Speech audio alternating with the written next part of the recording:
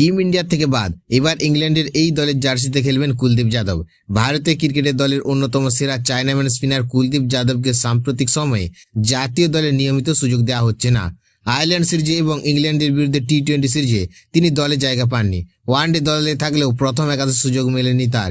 এমন পরিস্থিতিতে এবার ইংল্যান্ডের ঘরোয়া ক্রিকেটে খেলতে চলেছে এই অভিজ্ঞ স্পিনার। ইংল্যান্ডের বিখ্যাত কাউন্টি ক্লাব ইয়র্কশায়ারের আনুষ্ঠানিকভাবে জানিয়েছেন কুলদীপ যাদব আসন্ন মৌসুমে তাদের হয়ে খেলবেন। সেপ্টেম্বর মাসে অনুষ্ঠিত ওয়ানডে কাপ তিনি 5টি ম্যাচ মাঠে নামবেন। পাশাপাশি কাউন্টি চ্যাম্পিয়নশিপে 4টি ম্যাচের মধ্যে 3টিতে খেলবেন।